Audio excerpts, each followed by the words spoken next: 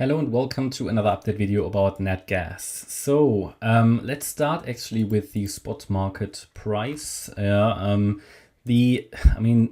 out, situation is still the same basically. We have a possible bottoming structure here. Again, it's too early to confirm it, unfortunately, that we're bottoming, but we're now in the pivot. We're now in the decision area where the price has at least a good chance to turn around.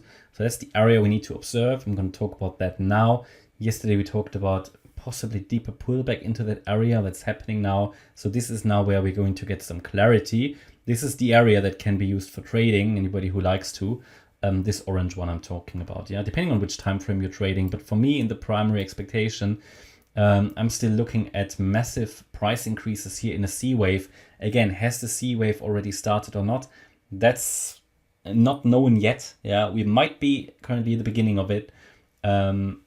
And we should soon get some clarity. But certainly what we see that in this structure down here, the market is stabilizing. Yeah, so Natgas seems to be stabilizing at the moment, but the bulls really need to add a bit more weight here to the chart to keep going, right, and to get it started at C wave, because we've been talking about this A, B, C structure as a flat pattern. Often happens in a wave 4 like that. Yeah, in a wave 4 you often get these B waves which are overshooting. In this case, an overshooting to the downside, and then the C wave should go into the other direction. Ideally, we're looking here at the price of 320 at least in this fourth wave before we should come down in a fifth wave. Okay. Alternatively, in this area, I'd be looking at the overall end of the bear market. Yeah, so that the wave two marks the large, or the end of this, you could say, bear market. Let's zoom out a little bit actually. Here, this is the daily chart, where you can see that we rallied obviously in a wave 1 to the upside here into June 22. This is a wave 2 correction, and this wave 2 could either be finished, yeah, basically now, or get finished shortly, or we get this C wave up first before we come down and then rally. Now, my primary expectation is to get this C wave to the upside first before making another low in this fifth wave of the C wave of wave 2. Just make that clear. I do expect somewhere in this area, I mean, there's not much more room to go anyway, Natgas to bottom, either here in this particular structure or after one more high in a fourth wave before we come down in a fifth wave, make another low maybe into the $1 to $1.50 range. But again, primary expectation would be first up, then down, then up. Okay. Someone asked about, what is sort of a long-term target for Natgas? Well, if we really look at, just a long-term target here, if we measure the high of the wave 1, right, we go to the low of the wave 2, which is not formed yet probably, and we haven't really bottomed yet, I guess. So the view is still that we can rally higher in a third wave, but at some point, we will talk about $14, $15 at least in a third wave, right?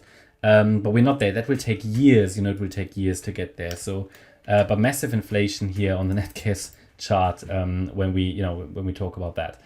But again, it's not entirely clear yet. It's not entirely clear. You can see if we zoom in that we are still in this support zone. In the microstructure, you can see that off this low of the 6th of April, which was formed at $1.90, we did rally in 5 waves. It's an ugly 5-wave structure. I did say that yesterday, but we counted 5 waves up and highlighted to you this could be a wave 1, and then we would expect here wave 2 to the downside. This has hit now the, let's call it at least pivot point, yeah, trend reversal area for a wave 2. This is standard Fib support, standard Fibonacci support for a wave 2. So what I mean is a C wave, yeah, that we are looking for in this fourth wave has 5 subwaves. What I'm talking about is the first wave could be done already. We've got 5 waves up, and this is now a possible 3-wave pullback. A wave down, B wave up, and now let me just double check something. Okay, and now the C wave down. This would need to hold 196. If it drops below now 196, this setup to the upside is probably not going to work, and we will have to expect another low or sideways range continuation. But this is now good reward to risk, yeah, because below 196 it's not invalidation will only occur below 191. So, but still, I mean, if you look at, expectations would be 320 plus in the C wave. So if this setup works out, it's phenomenal reward to risk.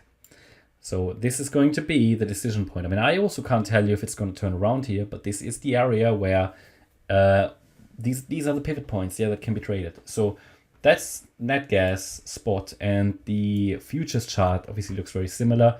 We're also here in the trend reversal area, where ideally in this C wave that I labeled yesterday, the reversal should occur if this is the C wave of the fourth wave.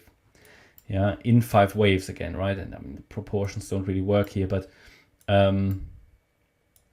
this is ideally the point where it's turning around. Now, if it doesn't hold here on the futures chart, $2.04, then we are probably going to see invalidation and the price will break below 199.